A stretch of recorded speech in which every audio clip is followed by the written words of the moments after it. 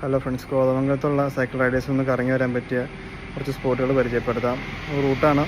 റൂട്ടിൽ തന്നെ അത്യാവശ്യം സ്പോട്ടുകൾ, നല്ല നല്ല സ്ഥലങ്ങളുണ്ട് കാണാനായിട്ട്.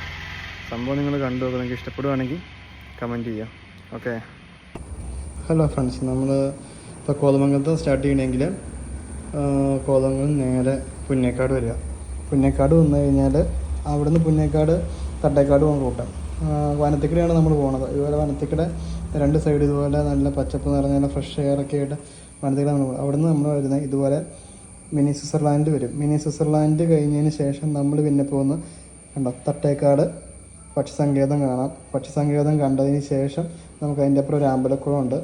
അമ്പലക്കുളം കണ്ടതിന് ശേഷം അടുത്തായി ആനക്കായം ബീച്ച്. ആനക്കായം ബീച്ചിൽ നമ്മൾ ലൊക്കേഷൻ ഇട്ട് വരുവാണെങ്കിൽ ആ വന്നിടത്ത് നിൽക്കരുത്, പകരം ഞാൻ നിൽക്കുന്ന സ്പോട്ട് കണ്ടോ, ആ സ്പോട്ടിലേക്ക് നമ്മൾ പുഴയുടെ സൈഡിൽ കൂടെ തന്നെ നമുക്ക് പോരാം. അവിടെ പോന്നു കഴിഞ്ഞാൽ ആ ഏരിയയിൽ നമ്മൾ വരണം. അവിടെ വന്നാലാണ് അതിൻ്റെ കറക്റ്റ് വ്യൂ നമുക്ക് കിട്ടുള്ളൂ. ഞാനിപ്പോൾ വീഡിയോ എടുത്തേക്കുന്നത് ആ സ്ഥലത്ത് നിന്നാണ്. നിങ്ങൾക്ക് ഇതുപോലത്തെ ചെറിയ ബഡ്ജറ്റ് യാത്രകൾ ഇഷ്ടമാണെങ്കിൽ ഫോളോ ചെയ്ത് കൂടെ പിടിക്കും.